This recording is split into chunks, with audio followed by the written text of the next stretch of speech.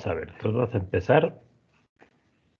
En esta parte de los sensores, ya se los había dejado un poquito investigar, referente a qué es un sensor. En sí, un sensor, ¿no?, es cualquier dispositivo que puede detectar o medir o es sensible a una acción externa a él. Es decir, sus características eléctricas o físicas se van a modificar de acuerdo a una variable externa, ¿no?, que también es una variable física. Aquí les pongo un ejemplo de cómo el mismo cuerpo humano, de cierta manera, presenta unos tipos de sensores. Si lo estamos definiendo como cualquier dispositivo que detecta una determinada acción externa, pues también nuestro cuerpo reacciona bajo estímulos externos, ¿no? Como es el caso de la vista, que es un ejemplo muy típico y que lo usan mucho de los cuadernos, de los libros y la literatura de sensores, utilizan mucho la parte de los ojos. Los ojos por sí solos son órganos que son sensibles a la luz y pues van a detectar, ¿no?, la introducción de luz en nuestro ojo.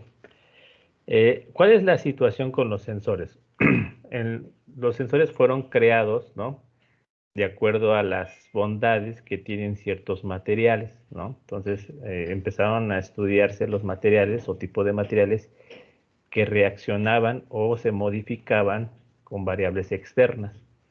Entonces, como les comentaba, el mismo cuerpo humano tenemos ciertas clases de sensores, por ejemplo, los ojos, la parte de los oídos, con la parte del sonido, ¿no?, la parte del mismo cuerpo, de la piel, detecta si si hay presión en él, ¿no?, o no hay presión en él, la fuerza, ¿no?, con que se ejerce nuestros brazos. Bueno, toda esta parte de los sensores, pues van a hacer eso, ¿no? Cualquier dispositivo que detecta o mide una acción externa de una variable física, ¿no? Y hablamos de sensores porque la parte de nuestra electrónica aplicada, acuérdense que la parte de automatización se logró gracias a los sensores, ¿no? Fue el dispositivo que nos retroalimenta para que nuestro proceso fuera controlado, ¿no?, o medido, ¿ok? Entonces, ¿sí quedó claro un poquito la parte de la definición generalizada de un sensor?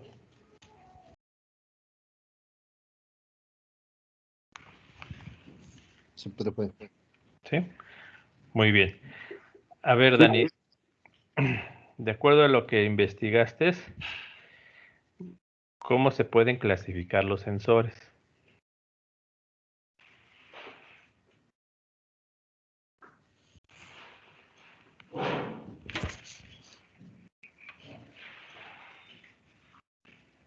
Dani, ¿andas por ahí?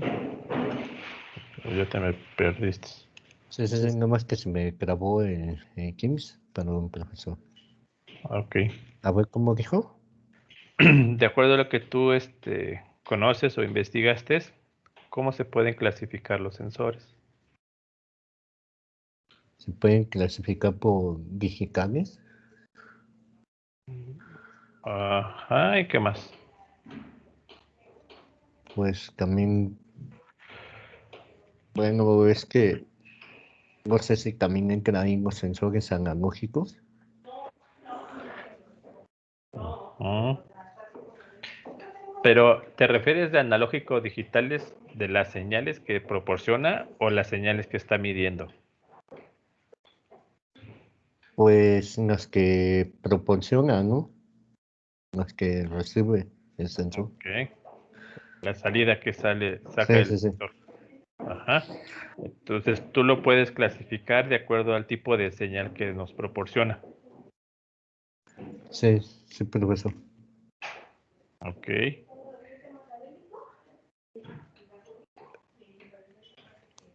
Eh, Nada más de esa manera se clasifican. pues también lo podemos decir como por su tipo de señal, ¿no? Ajá. Tipo de señal. Profe, ¿yo puedo contestar también? Sí, por favor. Bueno, según yo, por lo que también investigué, Ujú. puede ser por el funcionamiento que pueden ser activos o pasivos. También el tipo de señal de eléctrica que generan pueden ser digitales, analógicos o temporales. También pueden ser por el rango de valores que proporcionan. Es todo o nada, o sea, on u off, o de medida. También puede ser por el nivel de integración, que puede ser discretos, integrados e inteligentes. Ujú. Y bueno, por el tipo de variable también física, que serían bueno, ahí entran los mecánicos, los eléctricos, magnéticos, los térmicos, acústicos, ultrasónicos, químicos, ópticos y de radiación. Muy bien, Víctor. Efectivamente, todo ese tipo de clasificación que comenta Víctor es de acuerdo a las características del sensor, de acuerdo a las variables, de acuerdo al funcionamiento, de acuerdo a que si requiere una fuente externa para que funcione, que son los activos o pasivos, etcétera, etcétera, ¿no? Entonces, básicamente, ese es el tipo de clasificación que normalmente hacen a los sensores. En la mayoría de los casos, nosotros vamos a clasificarlos de acuerdo a la variable o el funcionamiento del sensor. Muchas veces de las salidas, que sean digitales, analógicas o temporales, es muy, muy generalizado, ¿no? Entonces, nosotros como ingenieros lo vamos a clasificar más por las variables que están midiéndose o por el funcionamiento mismo del sensor. Bien, muy bien, Víctor, gracias. Sí, doctor. ¿Sí quedó claro, Dani? Sí, profesor. Va. La parte más, o así que la parte medular o la parte esencial de un sensor es el mismo transductor. Muchas veces nos confundimos. Tratamos de decirle al transductor como si fuera un sensor y al sensor como si fuera un transductor. Son dos cosas diferentes. Finalmente el sensor es el que va a llevar a cabo la parte de la medición y la detección y nos lo va a entregar casi de forma eléctrica, ¿sale? El transductor es el material, ¿no?, que va a sufrir los cambios de nuestra variable física a medir, ¿ok? Es decir, el transductor queda implícito en el mismo sensor, ¿no? Perdón, estoy viendo el chat. Anabel comenta que también se puede hacer por contacto óptico térmico de humedad, magnéticos y infrarrojos, ¿ok? Muy bien, Anabel, eso es lo que vamos a ver, ¿no? Por el tipo de funcionamiento. ¿Sí me explicó? Entonces, hay que tener muy en cuenta eso, chicos, que la parte de un transductor es el material, ¿no? Es el material que va a detectar o va a variar de acuerdo a nuestra variación de nuestra variable física a medir. Un ejemplo de un transductor, ¿cuál sería, chicos? A ver, ¿quién quiere participar?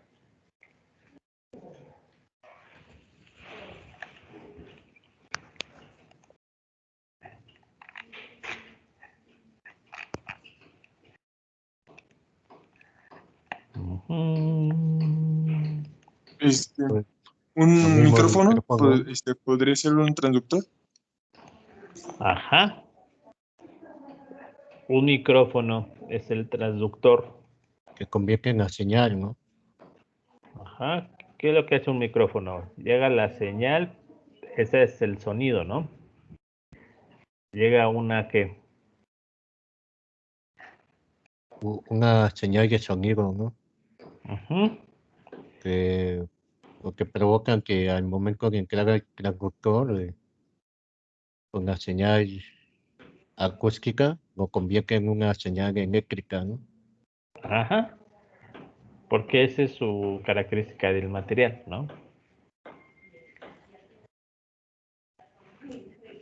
Bueno, ¿Sí, Dani? sí, sí, sí. Ok, entonces, como dice Dani, al momento de que se introduce una señal acústica al micrófono, el micrófono va a estar convirtiendo esas señales acústicas o esas vibraciones acústicas en vibraciones eléctricas, ¿no? Entonces el mismo micrófono tiene su propio transductor. ¿Ok? Muy bien. ¿Qué otro conocen? Así más o menos. También podría ser el módem. ¿El qué? Perdón, no te escuché. El módem. ¿Módem? Ah, Ajá, a ver, explícame. ¿Por qué el módem? Ujú. porque viene la señal de, bueno, señales que envían las antenas con el internet y el módem lo modifica para que nosotros lo podamos utilizar. Ok. O también las ondas telefónicas envían las ondas y nosotros bueno, lo modifica para que nosotros escuchemos el sonido.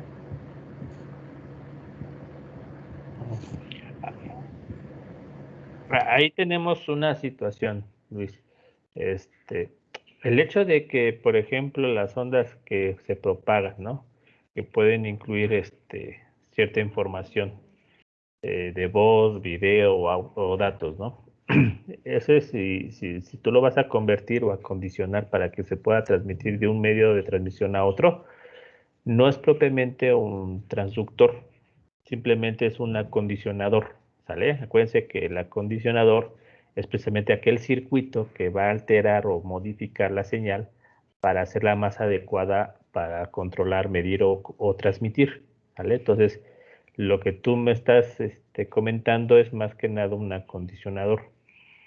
Lo que es un sensor o un transductor es el material que convierte una variable física, ¿no? Una variable física, hablamos de temperatura, presión, ¿no? Sonido, luz, etcétera, en una variable eléctrica, ¿no? En la mayoría de los casos. Eso es lo que andamos buscando, ese tipo de dispositivos que convierten la señal. Sí, Víctor, dime. Profe, ¿podría ser un termopar? Es correcto. Un termopar, ¿qué es lo que hace, Víctor? Pues convertir ¿qué sería la energía térmica en eléctrica, ¿no? No necesariamente.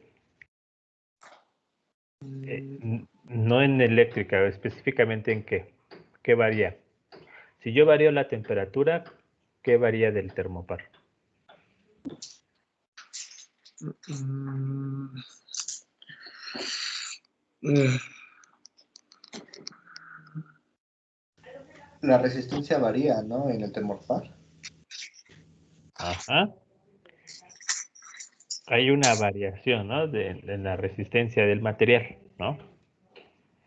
Entonces, hay una correspondencia, vamos a decirlo así, esa parte de la correspondencia entre la variación física externa al material, al ser variable, va a modificar pues, la composición del material, que es en este caso un termopar, y esa variación va a ser un cambio de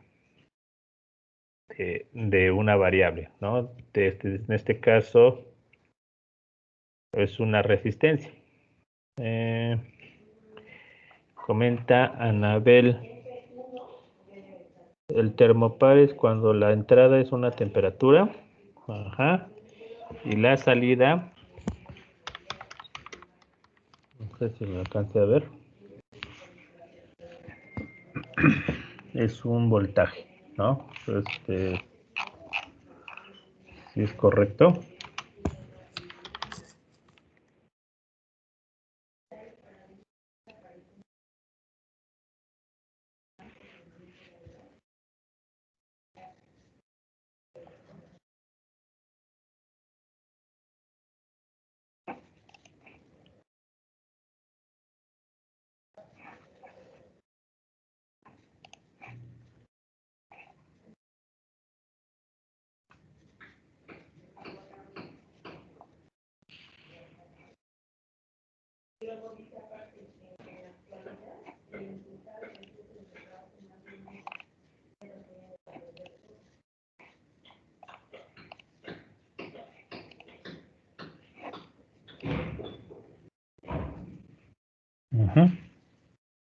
Entonces,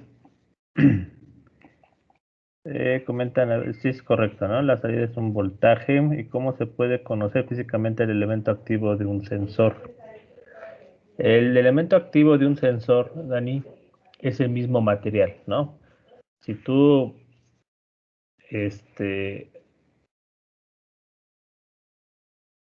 ahora sí que si tú observas el sensor o lo destruyes un poquito, muchas veces el sensor está encapsulado, ¿no?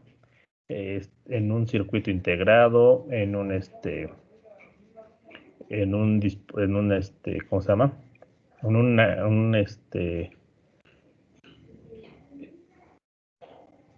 En un encapsulado de dos terminales o simplemente con dos conductores, ¿no? Esa parte del ver que el mismo material se modifica es el transductor. Después, si ese material está encapsulado mediante un circuito integrado y el circuito integrado nos proporciona un voltaje, una corriente, ese ya es el sensor, ¿no? Entonces, está implícito en el mismo sensor, no lo podemos, vamos a decirlo, dividir, ¿no? El transductor, ¿no? Y el sensor es parte del misma. Al sensor, vamos a decirlo así, es el acondicionamiento que se le da al transductor para conectarlo en un circuito, ¿no? Si lo quieres ver así, ¿no? O sea, no los podemos separar.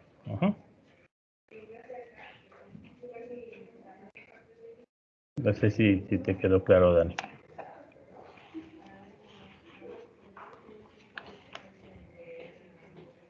Y bueno, la parte del termopar es un transductor, ¿no? Que bueno, en este caso, pues al variar la temperatura puede variar la resistencia del material. Y muchas veces esa variación de resistencia corresponde a una variación de voltaje, ¿no? Por la ley de Ohm. Entonces eso es también es utilizado, ¿no? ¿Qué otro transductor conocen, chicos?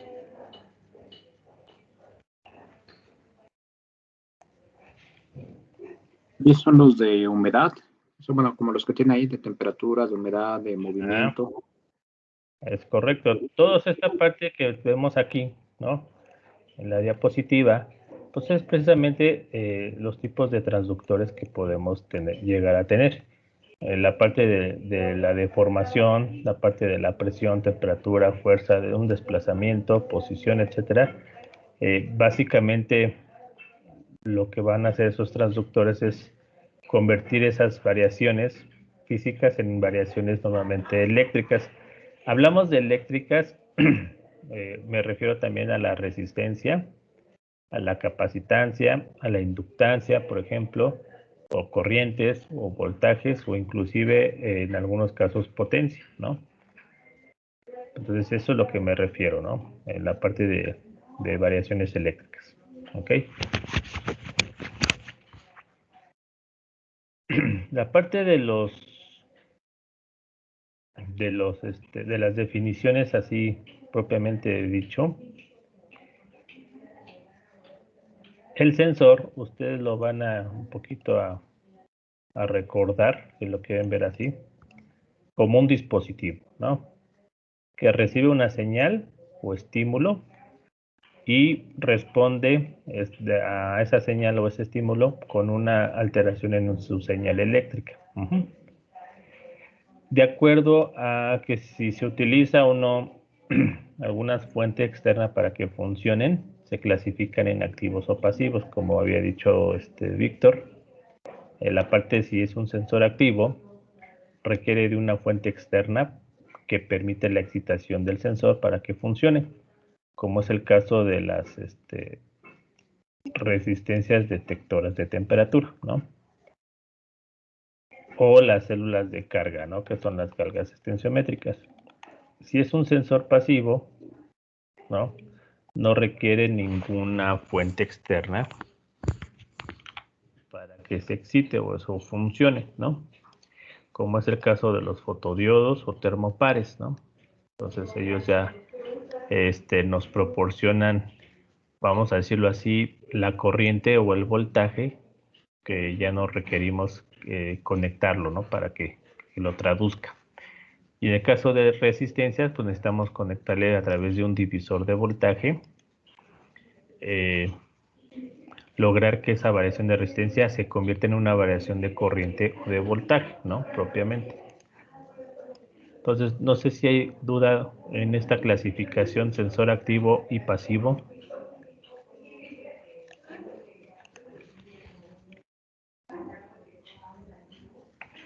No, doctor, ninguna. ¿No? Muy bien.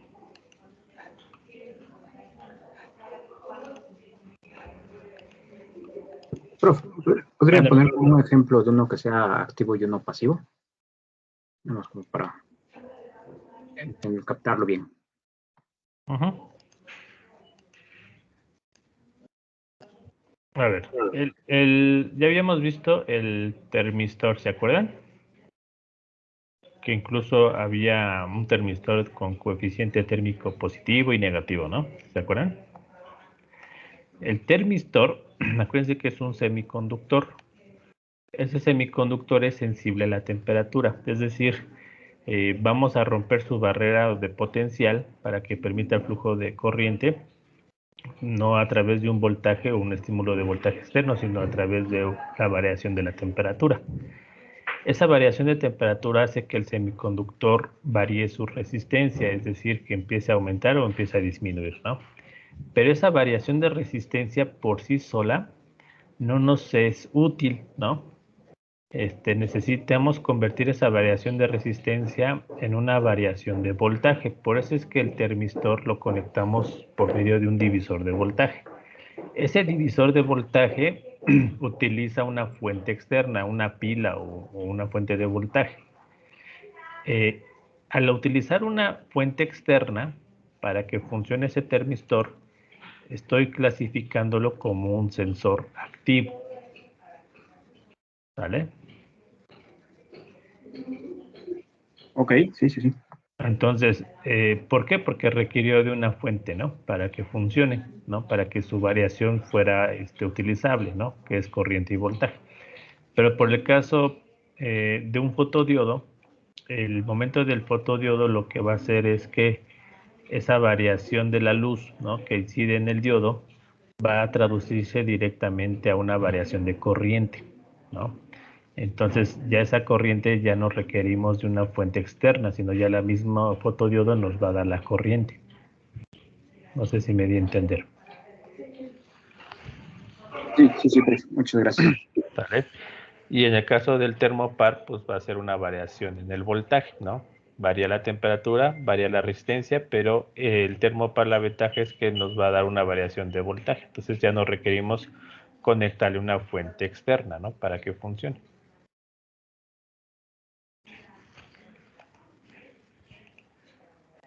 Muy bien.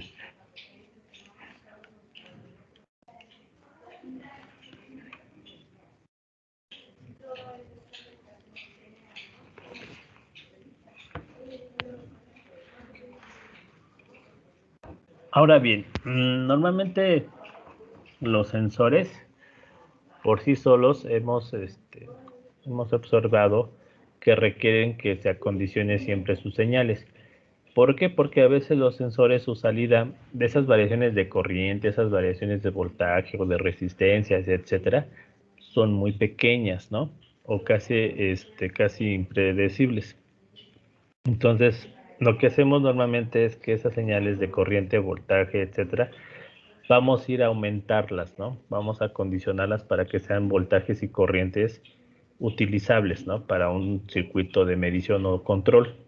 Entonces, lo que se hace después de conectar el sensor, vamos a poner un acondicionamiento de señal, ¿sale? Ese acondicionamiento de señal es precisamente para que nos dé una señal adecuada para nuestro circuito de aplicación. En este caso, esta clasificación que viene en los tipos de sensores en la parte de aquí abajo, es una clasificación que se le da a los sensores de acuerdo a la variable medir, ¿no? La variable física a medir, ¿ok? Entonces, por ejemplo, se clasifican en sensores de temperatura, sensores de humedad, sensores de presión, sensores de posición, de movimiento, de luz, etcétera, etcétera, ¿no? Entonces, este tipo de clasificación es de acuerdo a la variable a medir, ¿ok? Nada más para que lo recuerden un poquito, ¿ok?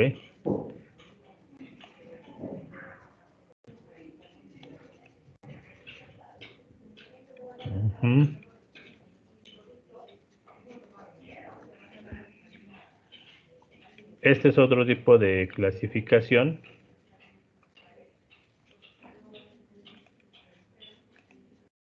Okay, aquí está.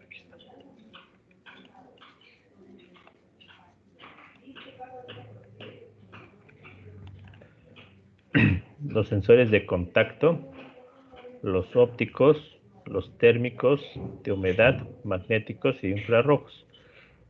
Básicamente son igual por las variables que se tienen que medir, también se clasifican así. Están a veces muy generalizados, ¿no? O pueden ser muy específicos como la clasificación anterior. De cualquier manera, siempre ustedes los van a ver clasificados de acuerdo por la variable a medir, ¿no? La mayoría de los casos es así. Por la variable que saquen, por ejemplo, si es analógico, si es digital, etcétera, no lo van a visualizar mucho en la literatura, ¿no? Siempre lo van a ver con la clasificación por la variable a medir. Y así se conoce, ¿no? En la mayoría de los casos, ¿no? La clasificación de los sensores.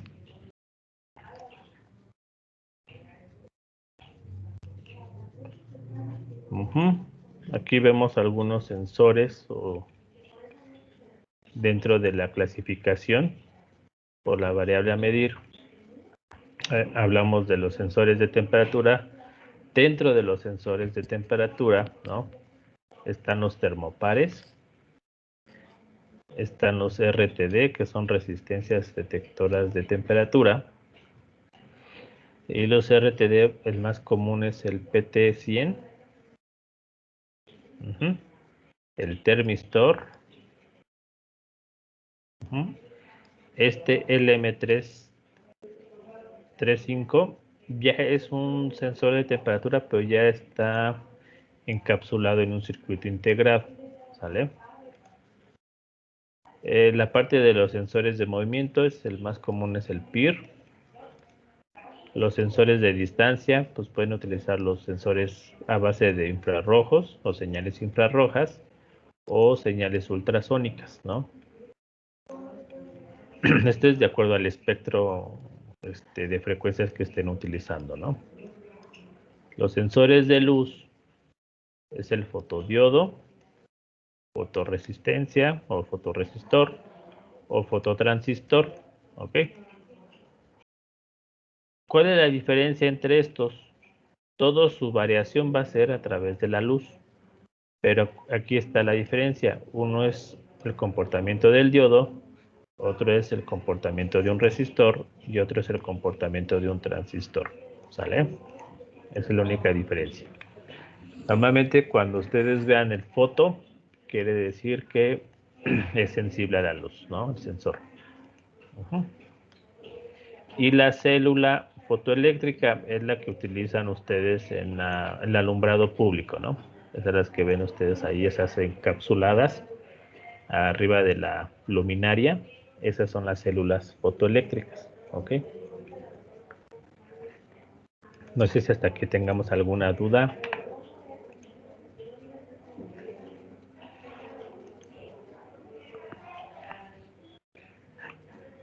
¿No? Creo que tengo aquí una duda. No. Perfecto. Acá están otros sensores, ¿no? Seguimos en la misma clasificación. Los sensores de proximidad están los de tipo inductivo.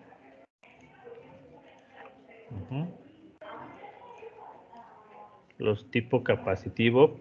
Esto que es inductivo capacitivo es por la variable que están modificando, ¿no? Esto es una bobina, esto es un capacitor, ¿no? O el comportamiento de una bobina o el comportamiento de un capacitor, ¿no? Es lo que están haciendo. Esa variación de la inductancia o capacitancia corresponde a una variación de distancia, ¿ok? La parte óptica, ¿no? Sensor de proximidad, el fotoeléctrico, o final de carrera, ¿no? Los sensores de presión, los más comunes son los sensores de membrana, que son unas películas muy delgadas, ¿no? Que se conectan, que se pegan más bien a la superficie, y cuando esa superficie sufre alguna presión, esta membrana se deforma y su resistencia se va a modificar proporcional a la presión que ejercen en la superficie, ¿no? Los piezoeléctricos también son sensores de presión. Los manómetros, ¿no? Que estos ya están un poquito más sofisticados, ya más robustos, ¿no? Los sensores de posición, que son los sensores de posición lineal o angular, ¿no? Normalmente estos sensores se usan mucho en la parte de los motores, en la parte de los robots, ¿no? Precisamente para ubicar las posiciones de los brazos o las articulaciones de los brazos robóticos, ¿no?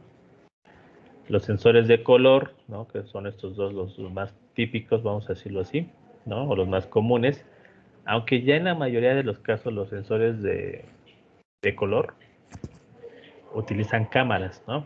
Ya no utilizan mucho de los sensores, pero a veces ya las cámaras pues ya les da un espectro más grande de diferentes colores, ¿no? La parte de los sensores de deformación mecánica, ¿no? Eso que Mande. como Pues, el sensor de color, profe, se ocupan en los aeropuertos, ¿no? Para ver si no traes droga y eso, ¿no? ajá. Sí, básicamente estos van a Mm. detectar diferentes tipos de colores, muy específicos, por supuesto, pero, por ejemplo, también la parte, bueno, ya las cámaras, por ejemplo, infrarrojas, ¿no? También detectan lo que es la temperatura, ¿no? Entonces ahí la temperatura lo va a distinguir con diferentes colores a un cuerpo sin temperatura, ¿no? Entonces por eso es que ustedes a veces con esos visores nocturnos pueden detectar si hay una persona o no, ¿no? O algo que esté que irradie temperatura, ¿no? Esta parte de aquí, aquí está. El sensor magnético.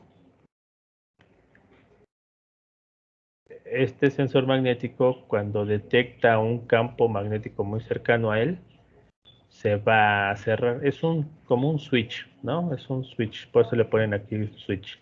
Es Lo un podemos ver como en un alarma de seguridad, ¿no? Ajá. ¿Cómo, Dani? Pues digamos, en una puerta de negocio, Ujú. como es un sensor magnético, si se mueve, pues ya suena la alarma, ¿no?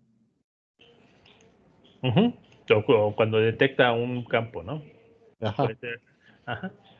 Y ese campo magnético lo puedes generar inclusive con una pequeña bobina, ¿no? Sin problema.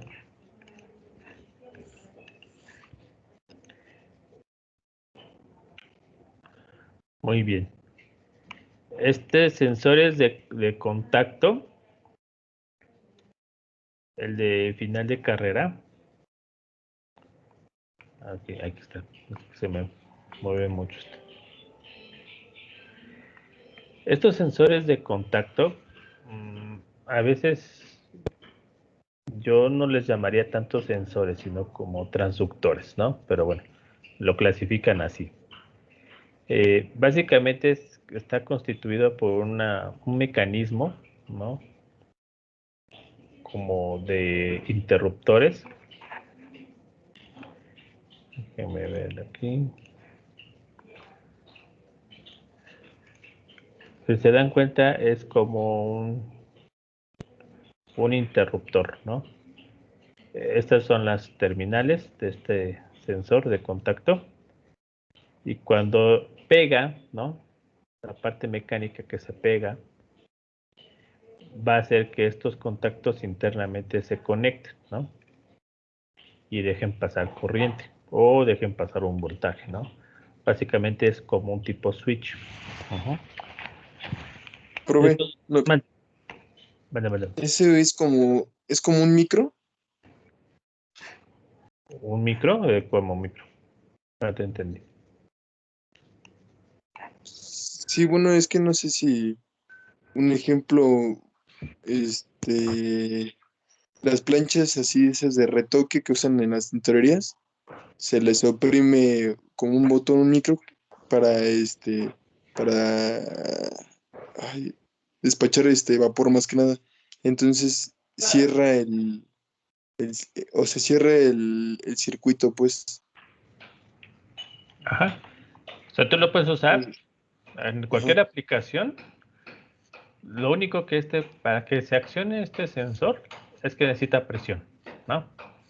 Al momento de que choca con una superficie y oprima el interruptor, básicamente cambia el switch. Ujú. Este punto pasa acá. Entonces, si aquí tienes conectado algo, pues se va a encender o se va a apagar, como tú lo veas así. Sí, ok, perfecto, gracias. Ujú. Por eso es que aquí en el ejemplo, o en la mayoría de las veces, lo ponen en puertas, ¿no? O ventanas que al momento de que se abren o se cierran, pueden accionar un motor, ¿no?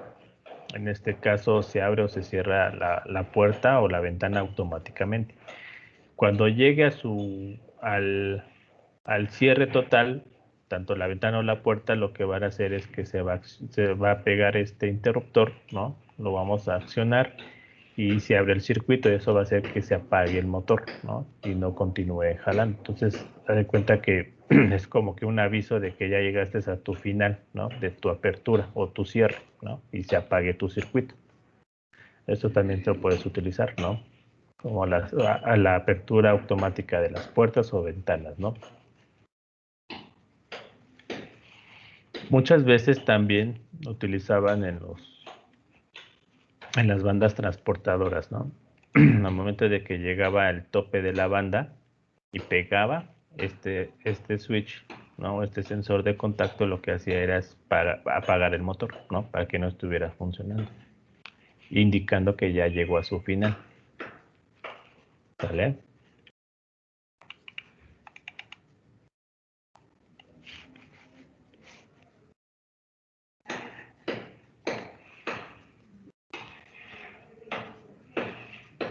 Los sensores ópticos básicamente su función es detectar una luz, ¿no? Esa luz puede ser luz visible, ¿no? O luz infrarroja, ¿no? Los más comunes, esto es como que pregunta de examen casi, es el LDR, ¿no? O las fotorresistencias. Entonces, el LDR es un sensor óptico, ¿sale? Y este sensor óptico lo que va a hacer es que su resistencia va a variar con la intensidad de luz que incide en él. De tal manera que cuando incide mayor luz, lo que va a hacer es que la resistencia va a disminuir. Al disminuir la resistencia, aumentamos la corriente, acuérdense por ley de Ohm, ¿no? Y cuando hay ausencia de luz, este sensor, su resistencia va a aumentar. Al aumentar la resistencia del sensor, lo que va a hacer es disminuir ahora la corriente, ¿no? No sé si me di a entender esta parte de aquí.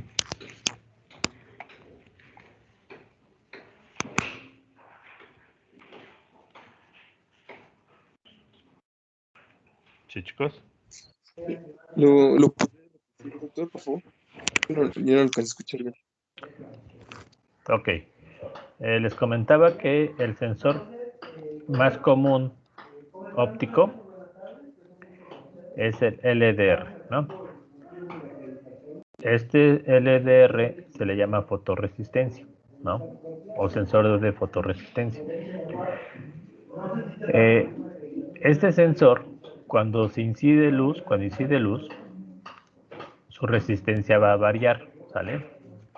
De tal manera de que cuando incide mayor cantidad de luz en este sensor, su resistencia va a disminuir, ¿no? Al disminuir la resistencia, recordemos por ley de Ohm, Si disminuimos la resistencia, aumentamos la corriente. ¿Vale? Y a la inversa, si incide menos luz, va a aumentar la resistencia. Al aumentar la resistencia va a disminuir la corriente. Eso es lo que acabo de mencionar. No sé si quedó un poquito ahí más claro, Víctor.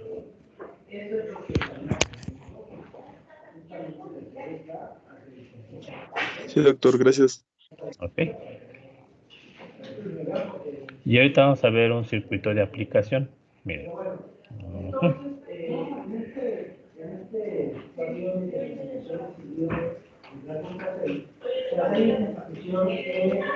El LDR, Dani, es, por sus siglas en inglés, es una resistencia detectora de luz, ¿no? Y esa resistencia detectora de luz queda clasificado en los sensores ópticos. Todos los sensores ópticos, su variable, ¿no?, va a ser sensible a la luz. Por eso es que se llaman sensores ópticos, ¿no? Entonces, les comentaba que el más común del sensor óptico que manejamos o se maneja es el LDR, ¿sale? ¿Sí? Y sí, sus siglas en inglés es Light Detecting Resistor, ¿no? Algo así, de resistencia detectora de luz. Ok. Miren, vamos a ver un circuito de aplicación utilizando estos sensores. Observen, es un circuito de aplicación muy sencillito, ¿no?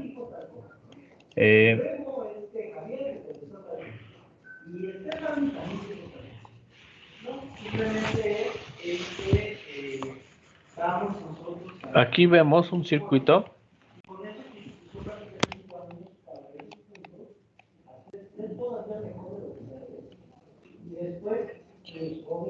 de un sistema de alarma, ¿no? Pero un sistema de alarma que funciona con la intensidad luminosa, ¿no?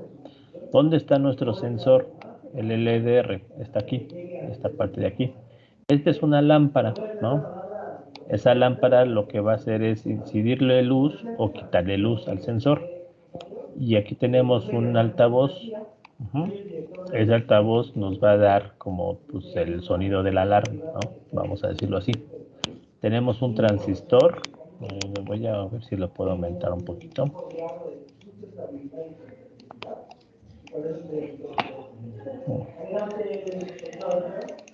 Ahí ya se ve un poquito mejor el circuito, chicos.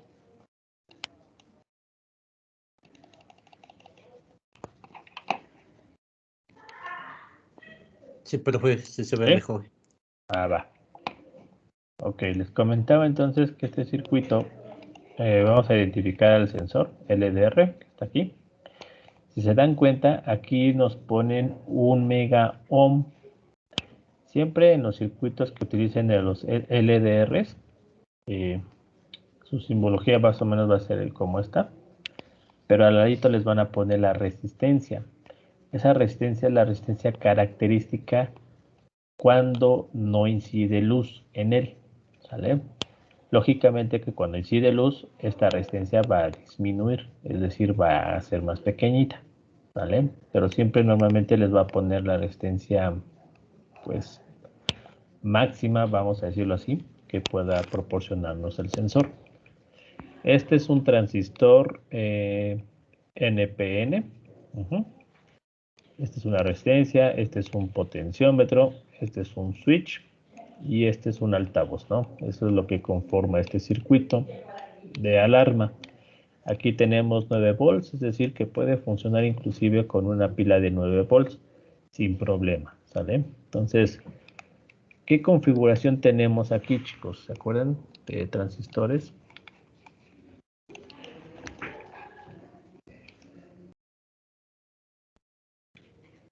Nomás uno, por favor.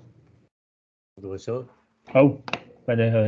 Yo tengo una duda. ¿Qué es esa figura en la que está algo de 10K, de la resistencia de 10K?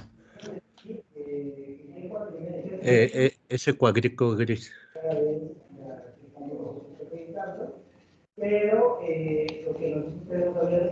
¿Este? Ajá, ese cuadro. ¿Qué es, profesor? Este cuadrito lo que pasa es que están simbolizando que la variación del potenciómetro es mediante una palanca mecánica. Ah, Una ok. perilla, una perilla. Ah, ya, ya. Ajá. Sí, no lo había visto de esa manera, pensé que era como un botón o algo así. Ajá, sí, no. Esa Nada puede ser. más lo indican así, ¿no? De hecho, tratan de hacerlo como que muy a 3 dimensiones, ¿no? Por ejemplo, este interruptor casi lo manejan físicamente, ¿no? Aquí se ve como si fuera un interruptor o un apagador, ¿no? Entonces, pero sí, nada más están colocando que aquí es una perilla, ¿no? Entonces, ¿qué configuraciones, chicos? Esta parte de aquí.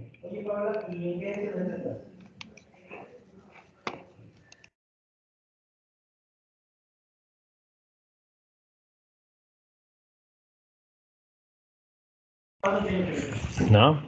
Javier. Pues, como amplificador operacional, no sé si sea por ahí. No. Es un transistor. Acuérdense que transistor se cuece aparte del operacional, ¿no? O sea, es diferente. Hay configuraciones con el OPAMP, hay configuraciones con el transistor, bipolar, y esta configuración que tenemos acá, si tú te das cuenta, la salida es este altavoz, vamos a decirlo así, y la entrada va a ser la entrada del sensor. Si tú te das cuenta, el emisor está conectado tanto en la entrada como a la salida. Entonces, eso es una configuración de qué tipo.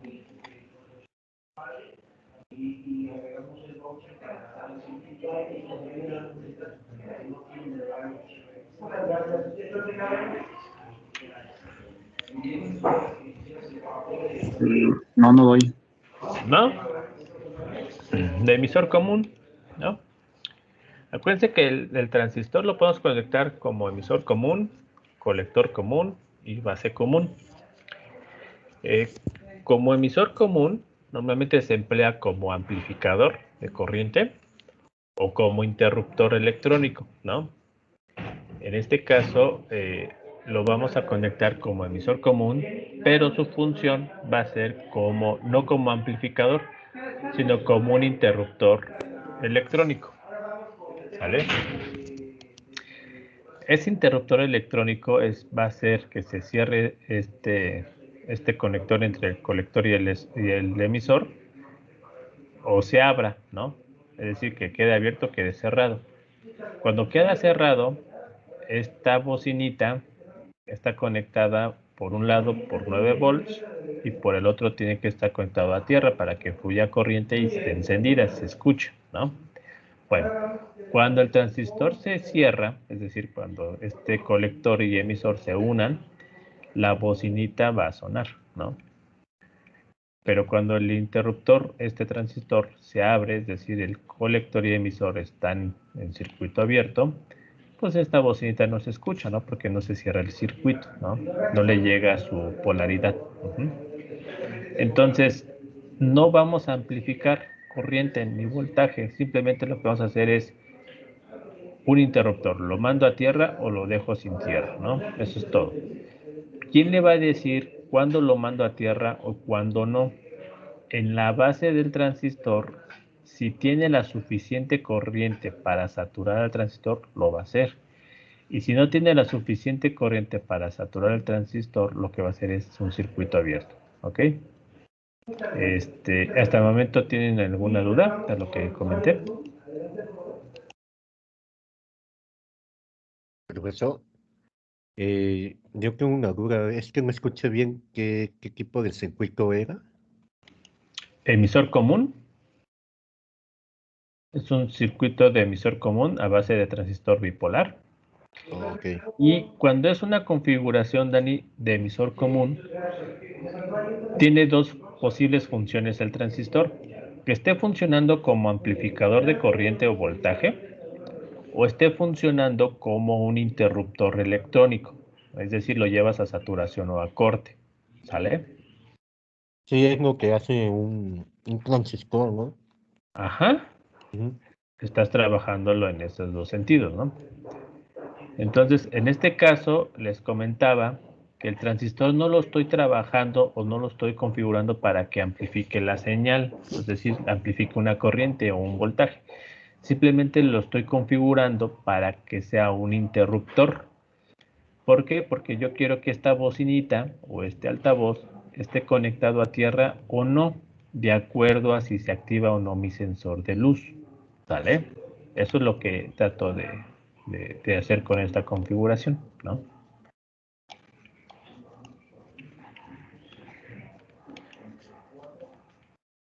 No sé si ahora sí quedó un poquito más claro, Dani.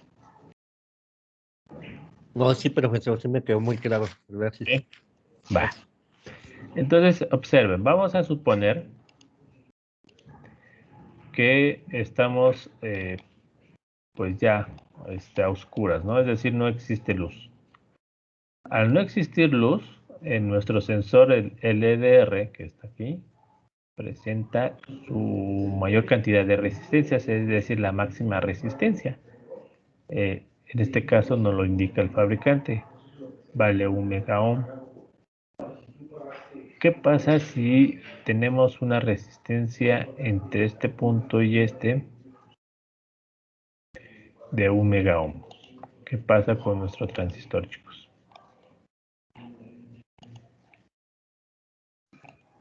No pasaría la corriente, se queda cerrado el circuito, ¿no?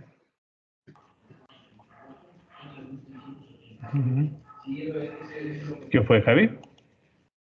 Sí. A ver, ¿dónde no pasa corriente, Javi? ¿Aquí? Yo supondría que todo lo detiene la resistencia. Entonces, la corriente que viene aquí de la pila, vamos a decirlo así, va a pasar por aquí y llega a este nodo, ¿no? Una de dos, esta corriente, si llega a un nodo, se va a dividir, ¿no? Una que va hacia acá y la otra que va hacia el sensor, ¿sale? Entonces, cuando el sensor no tiene luz, presenta su máxima resistencia, que vale 1 megaohm, ¿no? Si lo veríamos aquí, idealmente hubiera sido como un circuito abierto, ¿no? Es decir, no esté conectado a tierra.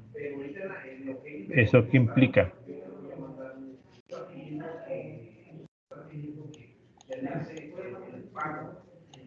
¿Mm?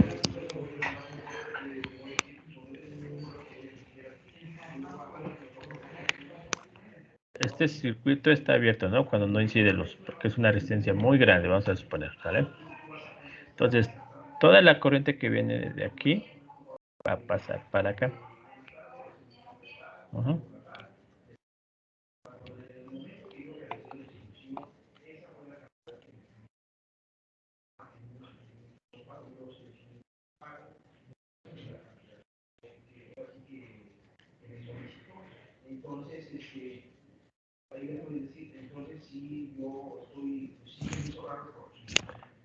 ¿Cómo ven? ¿Se va a abrir o cerrar este interruptor cuando esta resistencia es muy grande? No hay de dos más que se abra, es decir, esto se una o no se una, ¿no? Es decir, lo llevan a saturación o a corte. Saturación va a decir que cierran el circuito, ¿no? Y corte, que está abierto el circuito, ¿no? O el interruptor. A ver, ¿quién dice? ¿Cuál?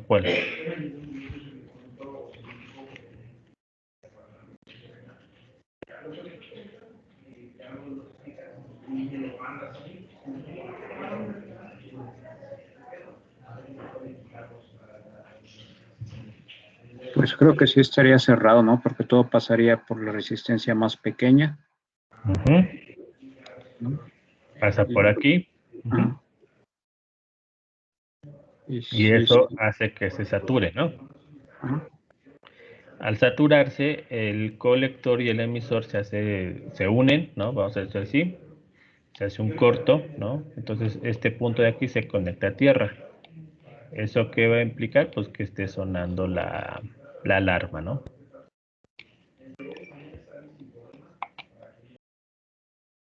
Sí, así es, doctor. Ahora, ¿qué pasa con el caso contrario? Vamos a suponer que yo con una lamparita, como es esta, le incido luz a nuestro sensor. Entonces, su resistencia va a disminuir. Y si la cantidad de luz es suficientemente grande, de tal manera que esa resistencia sea lo más pequeñita posible, ahora sí esta corriente que viene aquí se va a dividir en dos. Pero donde va a irse la mayor cantidad de corriente es donde se tiene menor oposición a la corriente, es decir, menor resistencia. Entonces va a ser a través de nuestro sensor. ¿Eso qué va a implicar? Que muy poca corriente va a circular por aquí. Eso va a evitar que se sature el transistor y se comporta como un circuito abierto. Es decir, entre el colector y el emisor hay un circuito abierto que no le permite conectarse. ¿Okay? Entonces, esa sería una aplicación con este sensor LDR, un sistema de alarma en el cual detecta o no luz, ¿no? Ya sea en una habitación o en cualquier parte, ¿no? ¿Sí quedó claro? O sea, en este caso, si hay luz, pues sonaría la alarma, ¿no? Sí, sí. Así es. O sea, Sí, sí, ajá.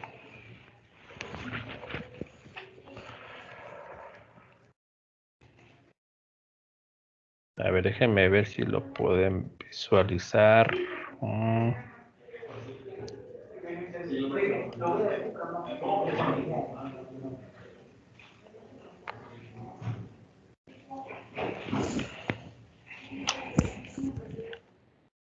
No sé si...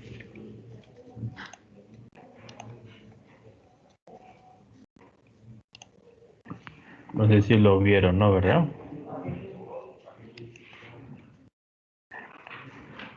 ¿Sí vieron cómo funcionó? No. No, yo no. No, profe. No, a ver, déjenme ver si puedo compartirles.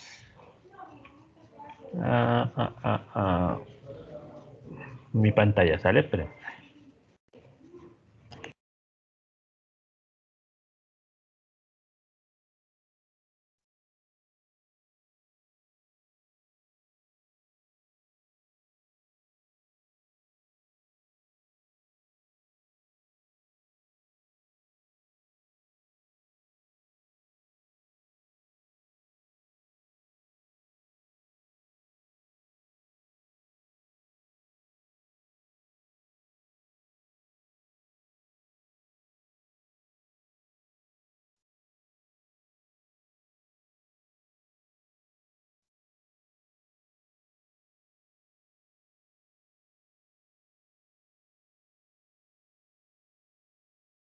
¿Sí lo vieron? ¿Ahora sí? Sí, sí se vio. ¿Sí? ¿Qué se vio cuando estaba iluminando? Aquí esta parte de aquí. El sensor. Se observaba que se apagaba la bocinita, ¿no? Gracias. Y cuando no estaba la luz, estaba sonando la bocinita, ¿no? Porque acuérdense que cuando incide luz, la resistencia disminuye, entonces la corriente pasa por acá y eso hace que no se sature el transistor, se comporte como un circuito abierto. ¿Vale? Muy bien. ¿Tienen alguna duda hasta aquí con este pequeño circuitito?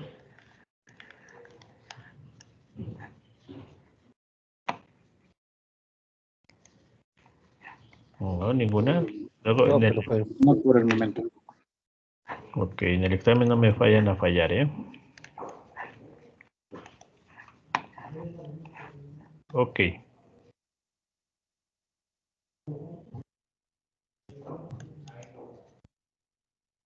Los sensores de temperatura, el más conocido que les comento es el resistor, ¿no? Que varía su temperatura. Es el termistor. ¿Ok? El termistor, recuerden que es un semiconductor que al variar la temperatura en él, varía su resistencia. Entonces tenemos dos tipos de termistores, el coeficiente térmico positivo y el negativo. El que se utiliza más es aquí está, el negativo, ¿no? ¿Por qué razón? Porque su comportamiento es más lineal. El positivo, su comportamiento no es tan lineal, entonces es más difícil, vamos a decirlo, acondicionar este sensor, termistor, BTC, que el NTC, ¿no? ¿Cómo lo pueden visualizar físicamente? Aquí está.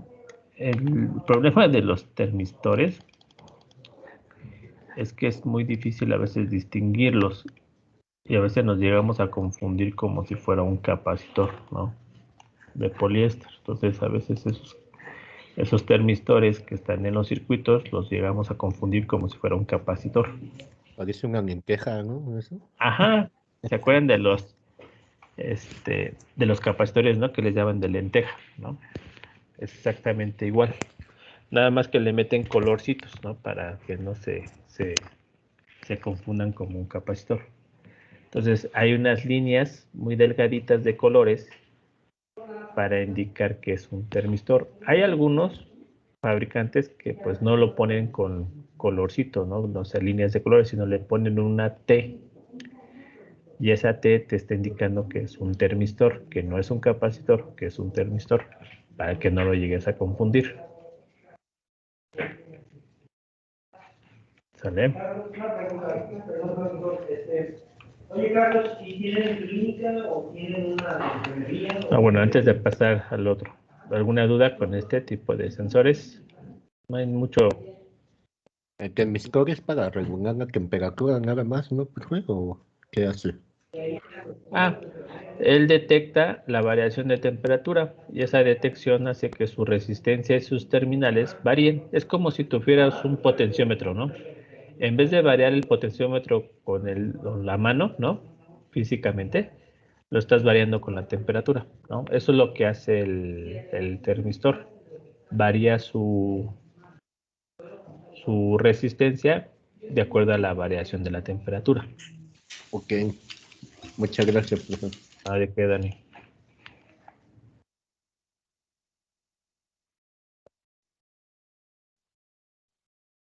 Sensores magnéticos es el que les comentaba, ¿no?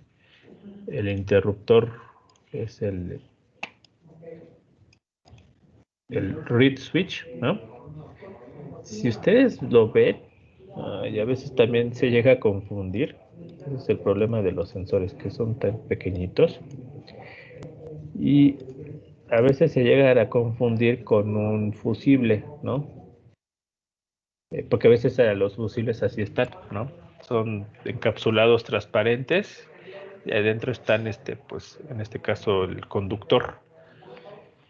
Claro que el fusible, su conductor es muy delgadito, ¿no? Porque la intención es de que se funda cuando se excede la cantidad de corriente, ¿no? Pero en este caso es un interruptor reed switch que entra dentro de la clasificación de los sensores magnéticos. ¿Por qué?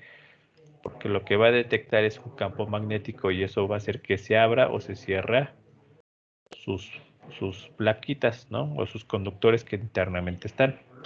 Estos conductores están lo más cercano posible, ¿no? Para que cuando detecten el flujo magnético exista un flujo de corriente y se llegue a conectar estos dos puntos, ¿no? Entonces, eso es básicamente cómo funciona este sensor. Bueno, antes de pasar al siguiente, ¿tienen alguna duda hasta este momento? No, profe. Perfecto. Y aparte no son muy caros, ¿no? Están muy baratitos, ¿no?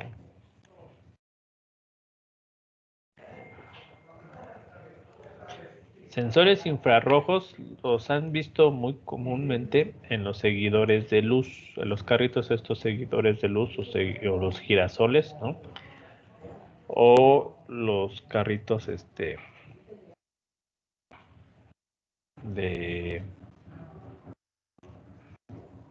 pelea, ¿no? Normalmente estos sensores infrarrojos van a funcionar con dos dispositivos. Uno es el emisor y el otro es el receptor, o como quieran llamarle, transmisor y receptor. Trabajan así porque lo que vamos a hacer es lanzar una señal infrarroja. Si ustedes lo ven aquí, es de color rojo. Y cuando detecte un objeto que refleje esa señal infrarroja y lo regrese, en este caso es la línea azul, lo que va a hacer es que esa luz va a incidir en un fototransistor. Y ese fototransistor lo que va a hacer es cerrar el circuito, ¿no? Y bueno, ahí les va a indicar que pues ya hay un objeto, ¿no? Cercano. Entonces, ese objeto cercano, si refleja, el fototransistor funciona. Si no refleja ese objeto cercano, lo que va a hacer es que estos rayos de luz infrarroja se van a esparcir, ¿no? O dispersar. En este caso no va a incidir la mayor cantidad de esa energía infrarroja, se va a perder. Eso va a hacer que el fototransistor no se sature, es decir, no se cierre, ¿no? Como interruptor.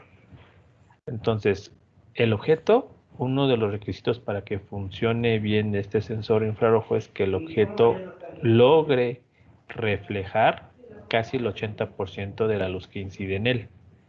Si no es así, el sensor infrarrojo no nos conviene, ¿sale?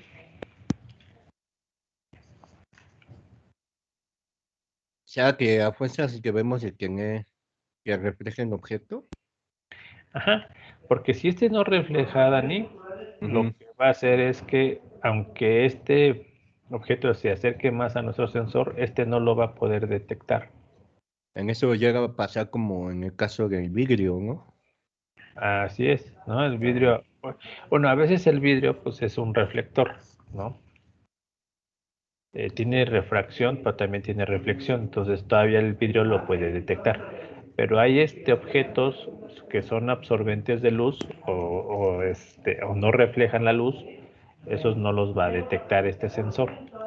O sea, es importante saber si los sensores infrarrojos que voy a utilizar son adecuados para el objeto que quiero medir, ¿no? O detectar. En este caso es detectar. Si no es adecuado este sensor, tengo que cambiarlo, ¿no? Por uno de proximidad. Pero también Mande. puede cambiar en efecto de los diodos LED en su intensidad de, ¿cómo se llama? De iluminar. O también influye eso. No. O sea, Ajá. lo que me refiero es que, por ejemplo, el diodo LED, si no ilumine mucho, también puede afectar en eso. Esta parte de aquí, de este LED, Ajá, sí. Sí, pero bueno. o sea que este LED ilumine, ¿no? Ajá, o sea, que no tenga tanta intensidad, pues.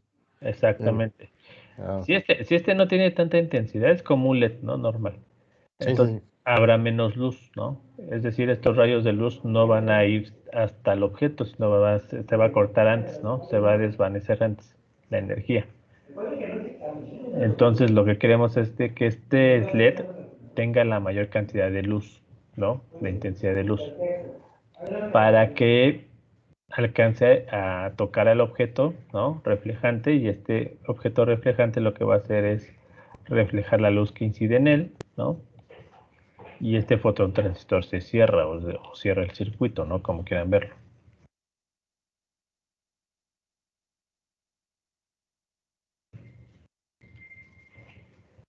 ¿Por Ok, qué? perfecto.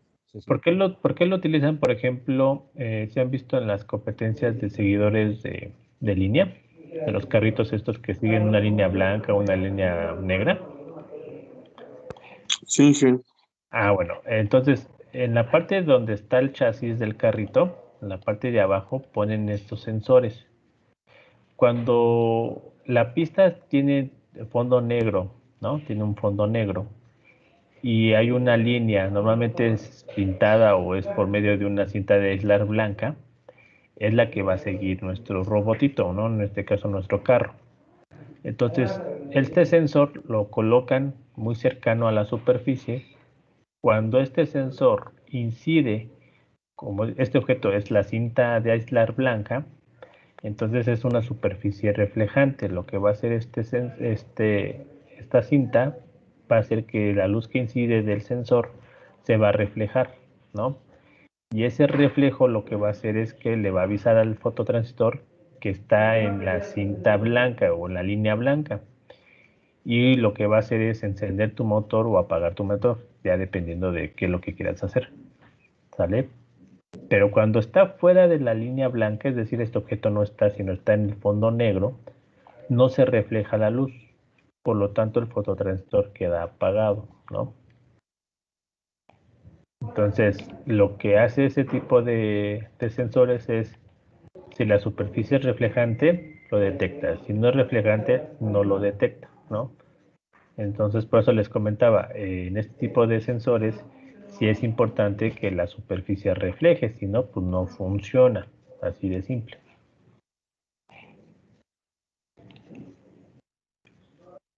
Sí, profe. ¿Va? Bueno, y la aplicación más, así que más típica o más común es en estos tipos de carritos, ¿no? Los seguidores de línea, ¿no? La simbología que ellos manejan, bueno, que se maneja más bien en este sensor, está aquí. Déjenme aumentar un poquito. Aquí está, ¿no?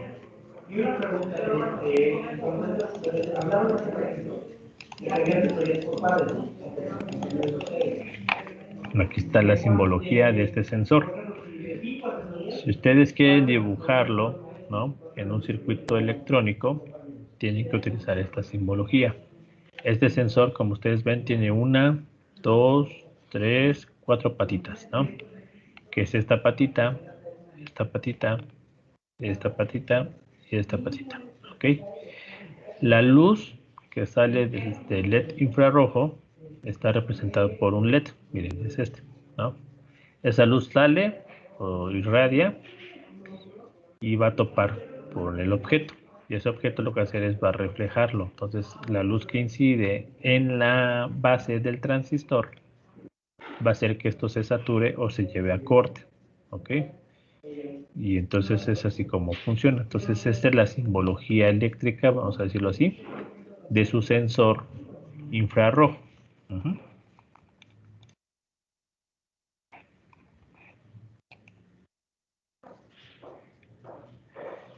Javier nos comenta que los termómetros de pistola que se emplean en las entradas de los centros comerciales serían un ejemplo de este tipo.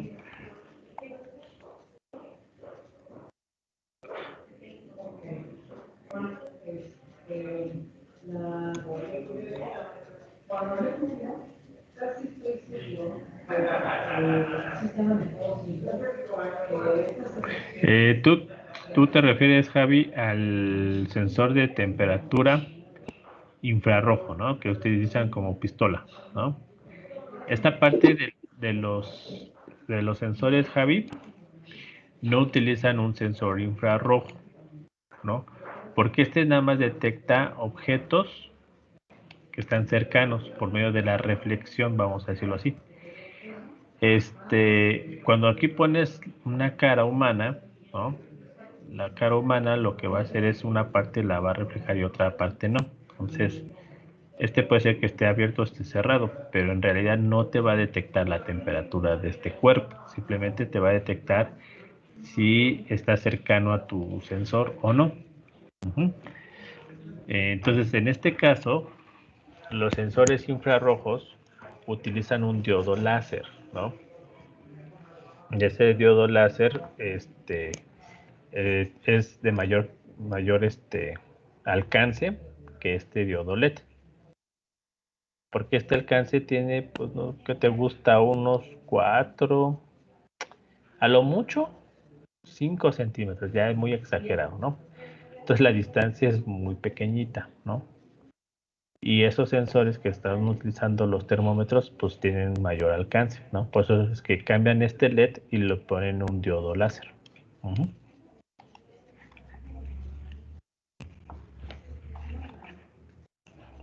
¿Sale, Javi? Sí, profe, gracias. Vale. Entonces,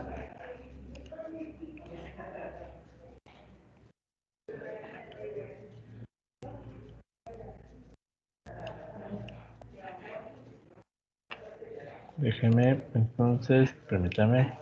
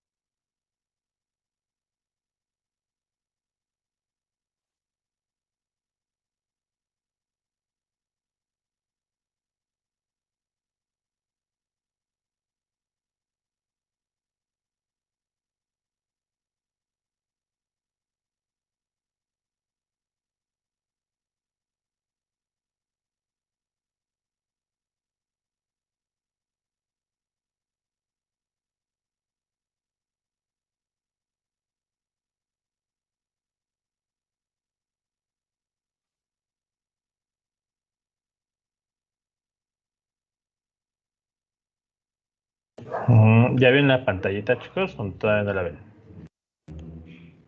No, profe. No, ¿No? todavía no. A ver, déjame.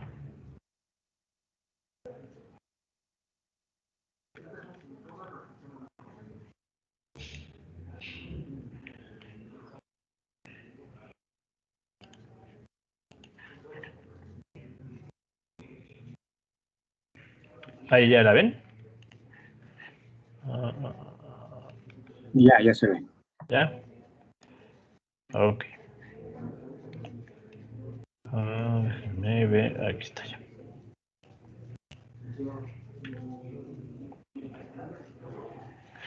¿Qué es lo que observamos aquí, chicos? Bueno, tenemos un sensor, ¿no? Un sensor LM335, ¿ok? Dice que es un sensor de temperatura ya en circuito integrado, ¿ok? Su comportamiento es como si fuera un diodo Zener. El diodo Zener, acuérdense que es un diodo el cual va a limitar el voltaje, que es el voltaje de ruptura.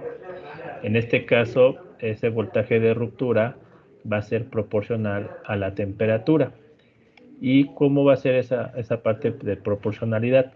Esa parte de proporcionalidad nos dice que va a variar 10 milivolts por cada grado Kelvin. Entonces aquí tenemos un inconveniente con este sensor.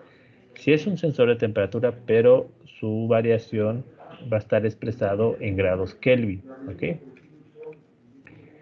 Bueno, si nosotros vemos el rango de corriente que necesita este tipo de sensor, nos está diciendo que varía desde 450 microamperes hasta 5 miliamperes. Quiere decir que inclusive con una pila nosotros podemos echar a funcionar este sensor, ¿no? Sin ningún problema. Entonces, ¿qué se quiere hacer? Si nosotros utilizamos directamente el sensor, vamos a tener a la salida 10 milivolts por cada grados Kelvin, ¿no?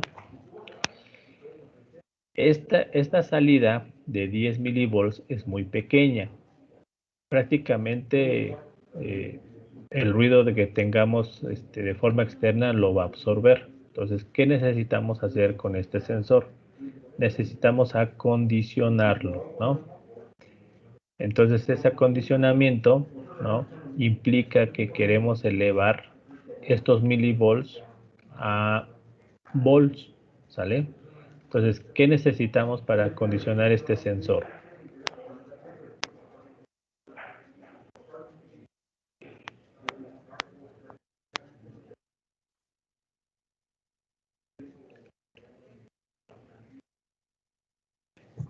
Podría ser una red. ¿Ok?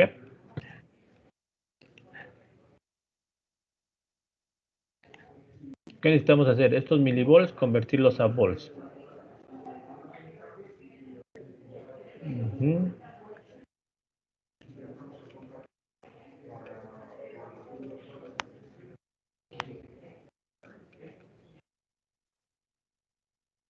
Un amplificador, ¿no, profe? Así, exactamente. ¿Quién fue? Perdón, ya no vi quién fue. Julio, profe. Julio. Efectivamente va a ser un amplificador. Como este voltaje es muy pequeñito, 10 milivolts, por lo menos necesito un amplificador de de una ganancia de 100 por lo menos, ¿no? Entonces, necesito un amplificador. El amplificador que normalmente podemos utilizar es un no inversor o inversor. ¿Ok? Entonces, en este caso, convendría utilizar un no inversor. ¿Sale?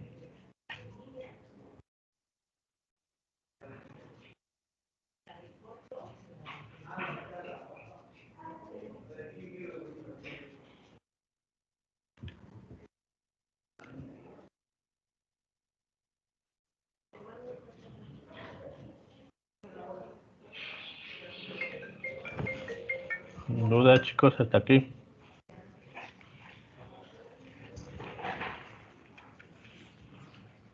Todo bien. ¿Todo bien? Ok, entonces este tipo de sensores, tenemos que amplificar la señal. 2, tenemos que estar conscientes de que nos está dando la temperatura en grados Kelvin. Si queremos hacer la conversión a temperatura en grados centígrados, ¿qué tendríamos que hacer?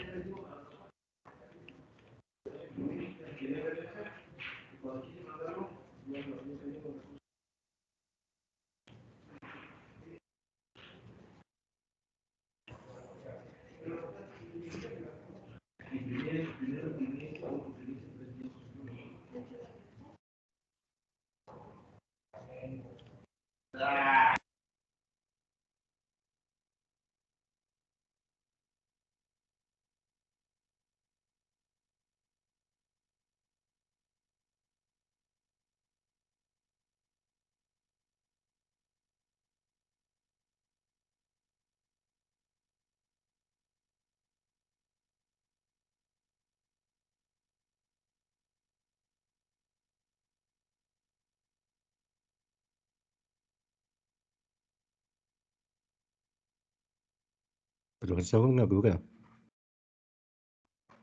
¿Qué es la impedancia dinámica? Bueno, dinámica.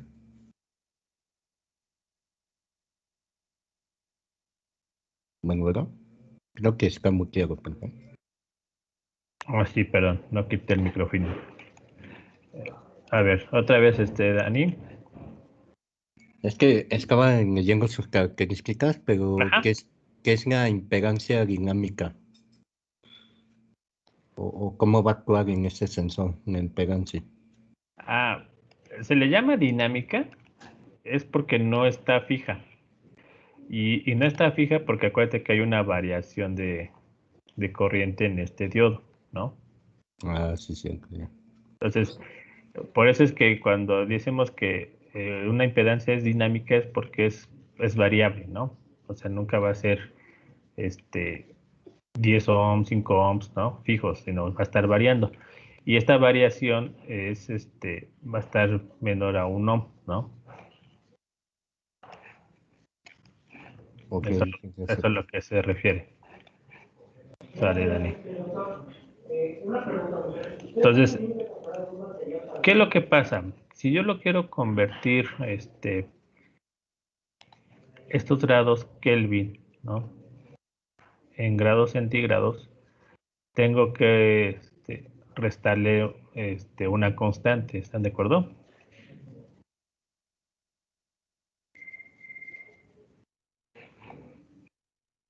Si se acuerdan de las conversiones, el grados centígrados, para convertir grados Kelvin en grados centígrados, lo que hacemos es restarle, ¿no? ¿Se acuerdan? No. 273 grados, ¿no?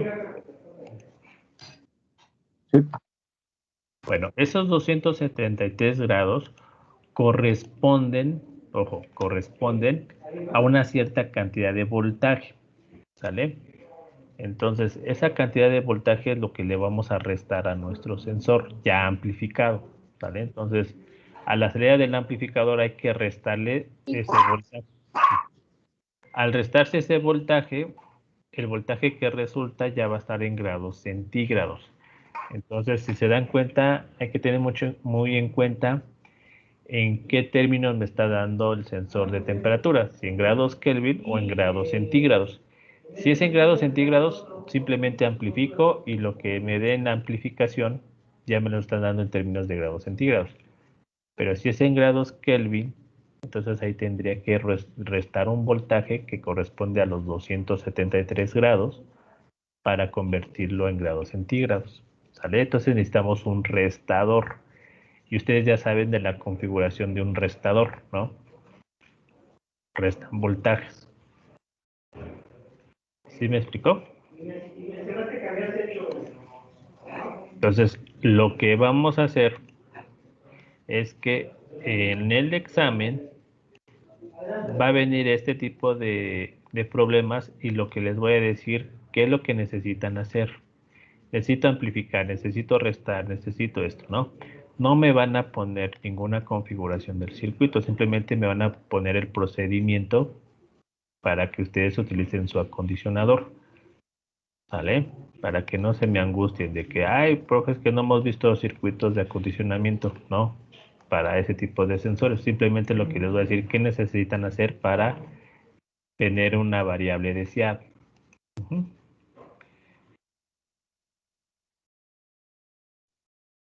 Ok, no sé si tengan alguna duda. Y además de eso, ¿qué más proyectos han hecho? No, ninguna.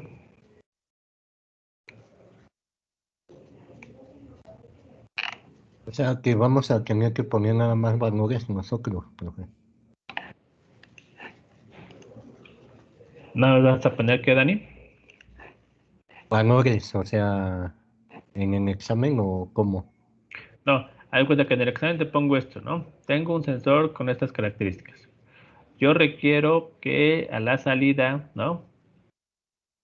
Este comportamiento, ¿no? Que me lo conviertas en grados centígrados y que corresponda a un cierto voltaje. Entonces simplemente vas a decir, bueno, el acondicionador necesita un amplificador, un restador o un sumador, ¿no? O un inversor, ¿no? Entonces, vas a nada más seleccionarme los circuitos que necesitas para que te dé ese comportamiento a la salida. No me vas a poner la configuración, no me vas a diseñar nada, simplemente vas a indicar qué circuitos requiero para que me dé estas variables deseadas. Ok, perfecto. Es más que nada teórico, ¿no? No es ni diseño ni nada, ¿no?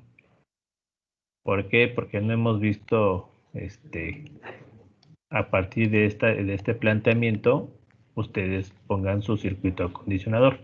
Eso ya viene en el segundo examen, ¿no? Ahorita nada más que me pongan, pues si quiero que me dé 10 volts, si estoy en milivolts y quiero 10 volts, necesito un amplificador, no inversor, ¿no?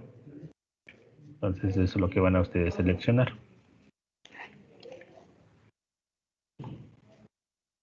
Y la guía que les puse en el entregable 1, esa es la parte teórica que viene en el examen. Si ustedes ya la están resolviendo o ya la checaron, si se dan cuenta no está tan complejo. Ya la mayoría son aspectos más teóricos que problemas, ¿no?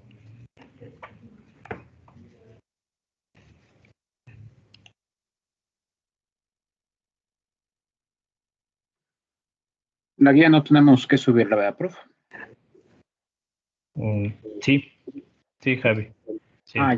La intención que les comentaba es como pues, ya van a estudiar en ella y la van a resolver, pues qué mejor que se las contabilice, ¿sale? Ok, sí, yo no encontré dónde subirla, pero... En el entregable, pues no sé si esté. Entregable, porque nada más está está el documento. Ok, entonces se lo voy a poner como entregable. Ahorita se los pongo como enlace, ¿no? Para que lo suban. Vale, gracias. ¿Qué otra duda tienen? Miren, este es otro sensor, ¿no? Ya, por ejemplo, este sensor, a diferencia del 335, su salida ya nos da en grados centígrados. Entonces, ya no necesitan hacer la conversión. Aquí están sus características, ¿vale? Entonces, así les voy a poner el sensor y les voy a decir, yo deseo la salida tal cosa. ¿Qué necesito? Ah, pues el circuito tal y el circuito tal. O este y este, ¿no? Dependiendo. Solamente me van a seleccionar el circuito adecuado para que me dé la variable a la salida, ¿no? Como acondicionamiento de señal. Y ustedes lo van a seleccionar de acuerdo a los conceptos que vieron de los circuitos, ¿no? Sin problema.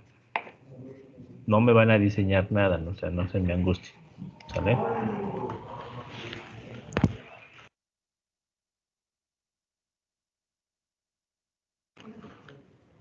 No sé si tengan alguna otra duda, chicos. O sea, por ejemplo, si nos piden la salida que ese sensor, por ejemplo, en grados Kelvin nada más lo convertimos nosotros a Celsius, ¿no? Ajá, sí, por ejemplo, aquí les digo, ¿sabes qué hay? A mí me interesa que la salida esté en grados Kelvin. ¿Qué necesitas hacer? Pues necesitas sumar, ¿no? Dani. Ajá, sí, perfecto. Entonces, ahí le vas a buscar en las opciones que venga un sumador, ¿no? Ok, profesor. ¿Va? Ok, chicos, si ya no hay más dudas, el día lunes nos conectamos. Nos vamos a conectar vía Teams también para que yo les